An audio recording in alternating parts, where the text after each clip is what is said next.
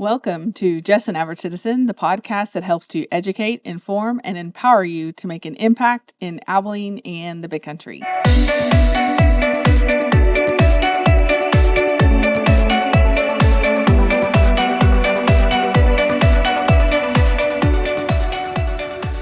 Thank you for joining me for another podcast. There seems to be so much to talk about that we're able to keep this going every week because there's a lot happening right now, and I think it's important for us to have these conversations. So thank you for watching this or listening to this. It would really help me if you'd subscribe and share this podcast with your friends and family so that they too can know what's going on, because it's really hard to find good sources of information these days. And this is what I'm trying to do by helping educate people and inform them so that they can be empowered to know how to respond. And so last week was a big week in our city. There were some big changes that happened that I'm still trying to process and understand exactly what that looks like.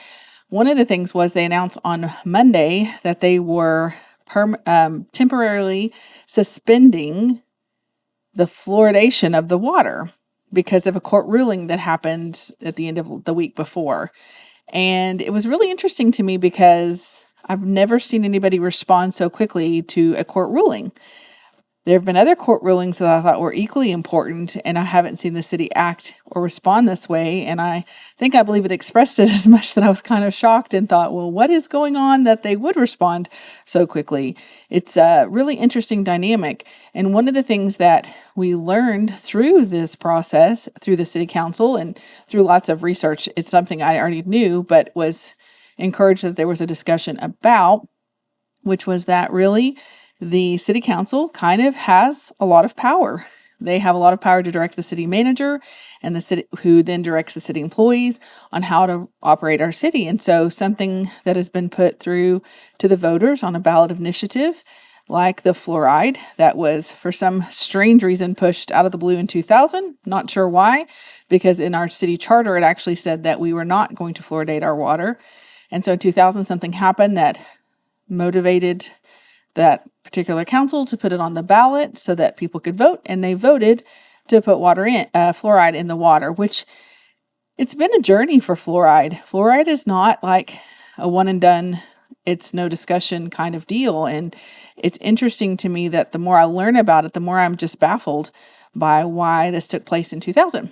So moving fast forward, even though that is a ballot initiative that was voted in by the voters, the city charter allows for the city council to undo a ballot initiative, which begs the question of then what is the point of a ballot initiative?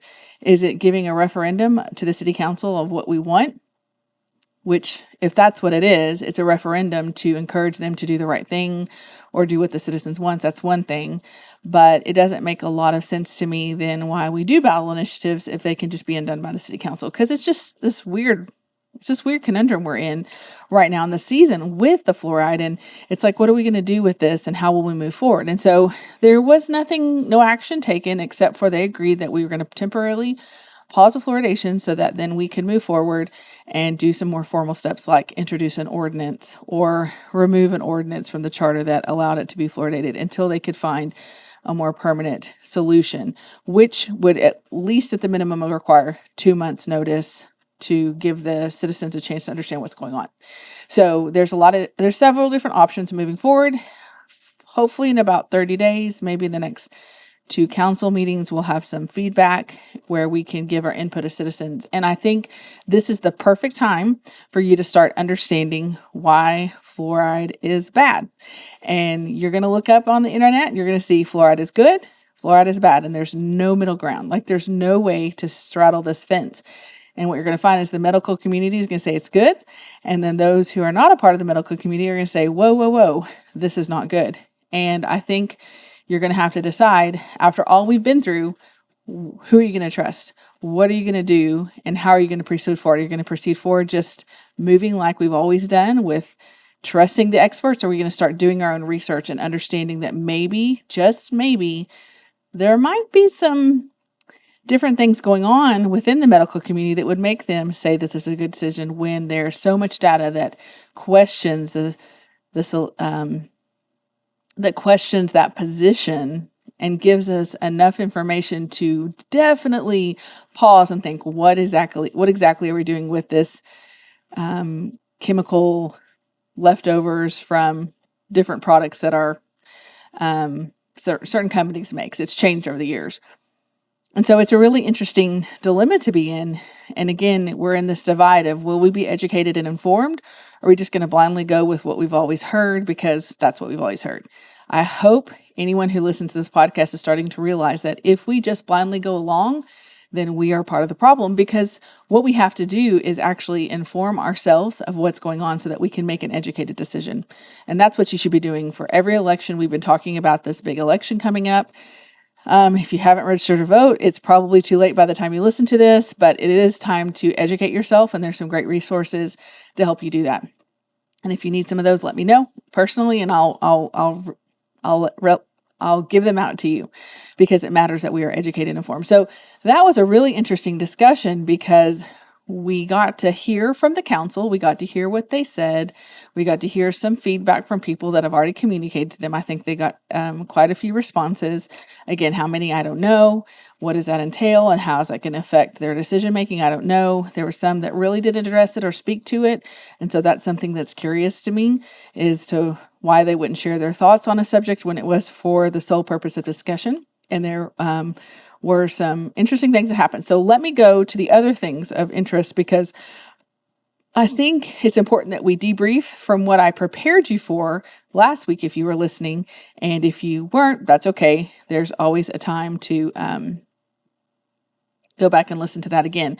One of the big things I wanted to point out is that, again, we have this consent agenda. There wasn't that many items on there this week. It was kind of a light week compared to previous weeks, because of, I would guess, the proximity to the meetings being so close together, because they were one week after the other, because they have shifted due to the holiday schedule basically for the next 3 months. And so they'll be on the first and third Thursdays of every.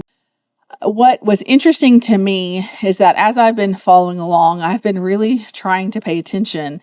And when something pops up on the consent agenda, it's like, whoa, where did this come from? And so I did mention to council that it was concerning to me as a citizen who tries to be informed, who tries to understand, for the most part, what's going on. I mean, I'm not going to know every detail, but I really cared about this 2023 bond that we voted in last November, because I understand that that was going to raise our taxes. Regardless of how cool it sounded, it was going to raise our taxes. And I felt like most people did not truly understand that that's what that was.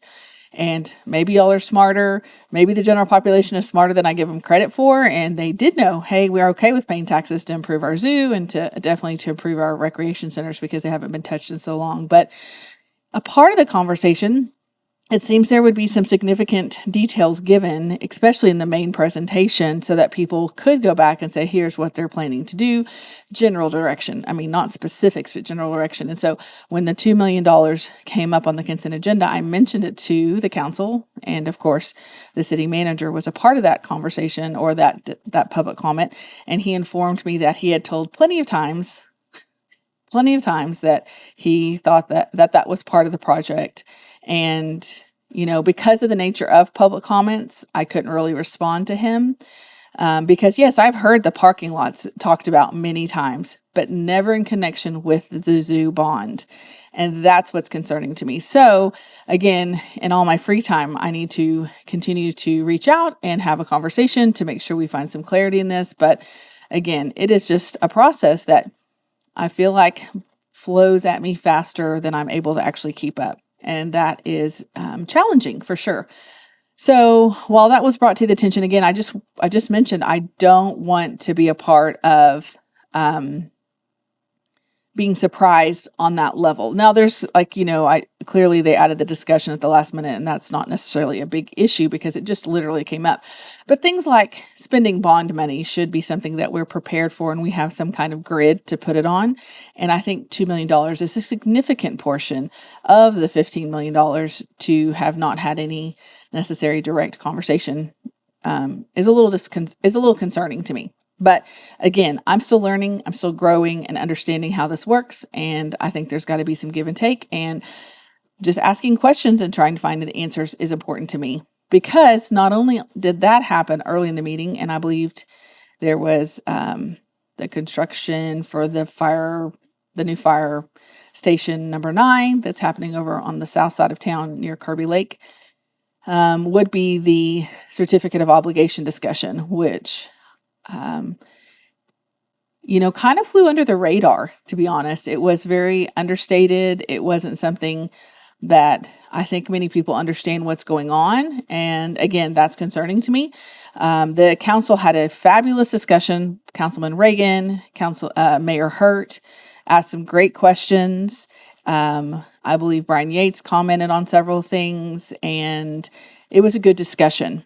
I think it's important for us to have those good discussions so we can know what they're thinking, what they're communicating to the city manager. That's where we see the direction happening. However, I do understand emails go out to the council from the city manager, and I'm not sure how that plays a role in the conversation. Is it a one-way email, or, it would have to be, because if they communicated at all about it to him after he sent it, it would be a quorum, and you can't have a walking quorum except for, or I don't know if there's a limitation to where you can have it, but it has to be an official meeting if that's the case. So there's some things I'm still trying to figure out and process and see what happens. But the big takeaway I want you to understand is 2 years ago, there was an opportunity to receive a grant from the state to help encourage a location to put a fire safety flight thing at the airport. I'm sorry, I never can know the real title of it.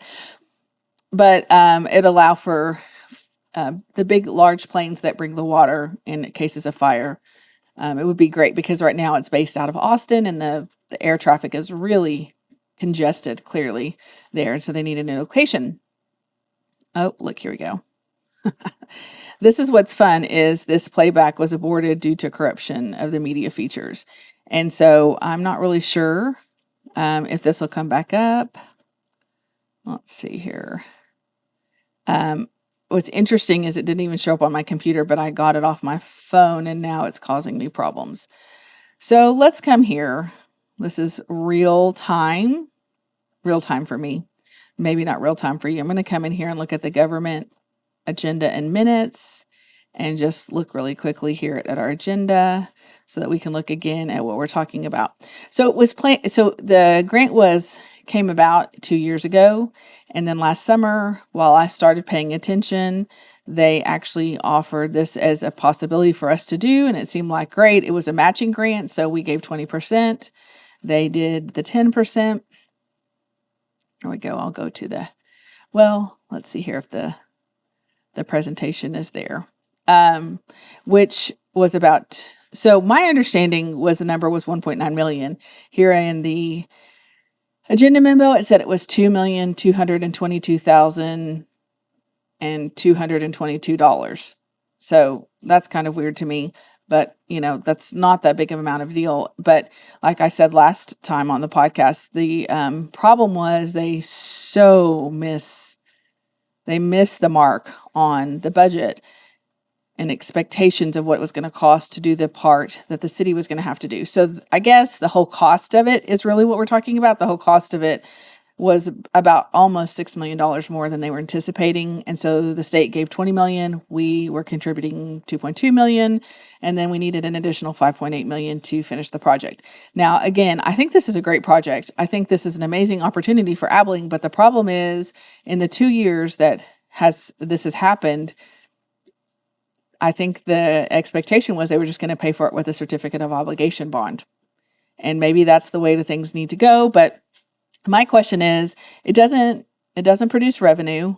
It is not something that necessarily is something we use frequently, but we do need it in an emergency. So it's not like it's important, but Abilene is not the only location that can do it. It just means if we don't go forward with this because of the significant increase, because of the $5.8 million increase that they're now going to put on the taxpayers through a certificate of obligation, which will not be impacting us until 2026, but during this notice of intent that they had to do, there's no plan of how it is exactly going to affect the citizens. The city manager mentioned that there was 2 options. He could go back and get better bids, which probably wouldn't happen because that's not the way those things work, or he could ask the state for more money, I think. And I think this happened fairly recently. There's not Maybe they just were getting ready for the process. It says, does it say right here? We approved it on August 22nd, and I don't think they did a bid. Yeah, it doesn't talk about the bid. Let me see if it talks about the bid, because they sent out bids to get approval, and they don't have to tell us who gets the bid. Yes. So the CO for the 2.7, remember, was for the microwave radio and the certificate of obligation for the airport rink project. I thought it said here where they put out a bid, but maybe it didn't. Maybe I was mistaken. It doesn't say that. So it's always so fun when I get up and speak. There's this tension I have to do of speaking off the cuff and being prepared. And when I have something specific I need to say, sometimes I will make sure I get it written down. And I really just trust God to give me the words the other times, because I know generally what I need to say, but I don't know how to structure it or what's most important at that time. And so I mentioned that it was 90 days, but it was only 45 days. And then I mentioned it was this is another one where I said the 2022 bond instead of the 2023 bond. Anyway. Oh, it's always fun speaking live in front of the council. It's like, I can speak in front of lots more people, but that is an intimidating place to get up and speak. But anyway, my point is, in trying to wrap this up, is that they mentioned two options. The city manager mentioned two options for the council today or that day. And this was just a notice of an intent. It wasn't that they were going to do any action, but it was a notice of intent. And so the council talked a little bit. Some of them talked. The problem is they never really talked about, hey, we shouldn't spend this extra money, this extra $5.8 million, the significant amount of money. None of them talked about that. Councilman Reagan did mention how we needed to figure out why this didn't work and how do we prevent this in the future. But there was no discussion of, let's not do it. They were all pretty much for it, from what I can tell. And they'd all voted to approve it, to approve the intent of notice to the public for the 45-day notice to issue the certificate of obligation. So now we're not doing 2.7, we are doing $8.3 million. And I know that cities work differently. They don't work like a household budget, but I do think we've already spent $1 million on the dog park. We've already had to raise a little bit of taxes to cover the extra police officers that they're hoping to hire. There's some things that have happened. Our budget is extra tight. We're having to spend the certificate of obligation because the cash on hand they're keeping in case of an emergency. So, but we don't necessarily have the income, and sales taxes are flat. Sales tax is flat. There's lots of moving parts here. And the craziest part to me was it was mentioned that they didn't know inflation was coming. They didn't realize inflation was going to be this bad. And it's like, wait a minute, I've been feeling it at the grocery store for a couple of years now. I've been seeing the prices go up, knowing that I get less now for when I spend my money on. And how is it missed by the financial people in our council or in our city? I don't know. But, I don't have access to necessarily have those conversations like I wish we could, but I don't even know if that would ever really happen, because that's not normal. Let's just be honest. I'm asking for things that most people don't ask for, even in the best of situations. So I think it's important for us to make sure that we know what's going on, so that as it begins to add up, we can ask questions. And I did mention how that I did mention, that the third option would be that we just say, wow, looks like a great opportunity, but it's not the right time. It's not the right time to do that because of all the amount of extra increase we would have to put on, the burden of the taxpayers, the lack of planning and having we could have spent $1 million on this and not a dog park, but they already made that choice. And so now the taxpayers have to bear the extra burden of them spending money on something that I still don't even know who asked for it. Like, who are these citizens that were able to successfully negotiate $1 million dog park in a location that nobody even really knew about? So, there's just a lot of moving parts. And so getting to the fluoride part of the discussion, there were some citizens that showed up and expressed their excitement for the chance of getting this poison removed from our city water. And I think they weren't expecting the pause that the council took. And I think that's because we don't understand that when they have a discussion, they weren't taking the action, but they did vote to take action. They did vote to move forward in preparing to take action. So there'll be some more opportunities to speak on this. If you're unable to make city council meetings, I would highly encourage you to send an email. You can send an email to all of them really quickly. They won't respond back to you because they can't. By law, they just have to, that's called, you can't email everybody and ask for them to respond back.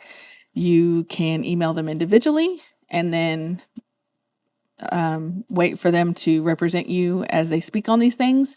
And also, again, I just show up if you can. We're working on trying to get them to hopefully move. I mean, we're in the early stages. I don't know when this will happen, but moving one of the meetings to the night so that people can actually participate if they work or unable to come first thing in the morning. But that's a long way off for now. So I think we got to learn a lot about how our city government works, how the council does have really a lot of authority, and the really only way that we can do anything about what their behaviors, their actions, their positions, what they're doing from the council dais is to elect new ones or help encourage them to do the right thing, or we will find new ones. Of course, then you have to have new ones run. So we have council seats open every year. And, this last year we had 0 people running against 2 council members, which it just needs to be an atmosphere. We need to change that culture that we do have people who are recognizing that it is meant for them to run. It is meant for them to be a part of. It's not meant for them to sit by and let the council take care of everything, because that's a lot of responsibility. That's a lot of power to put on 6 individuals plus our mayor. That's not the way it was set up. The power is not supposed to be at the top. The power is supposed to be at the bottom. And I know I've talked about that we, as the governed, need to give our consent more and do a better job of that. So I've talked a lot more about this than I thought I would, but I knew this was important to debrief from, because moving forward, we just have to pay attention to what's going on so that we can have the pertinent discussions we need to have along the way. And, there's some meetings that you can attend to start understanding this process, but I'm excited for what's going to happen in this next season, because I think there's going to be a lot of opportunities for the citizens to start to recognize where their place is, what they can do, and how they can make an impact. So as I said in the beginning, if you would subscribe and share this podcast with your family and friends, it really helps get the word out. And I'm seeing that there's some traction picking up on the podcast, especially at least the page on Facebook. And so I appreciate there are people interested and curious as to what's going on, because we don't necessarily have the answers to everything, but we definitely want to be a part of the solution. And we can only do that by making sure we're informed, educated, and empowered to make an impact in Abilene, in the Big Country. Until next time.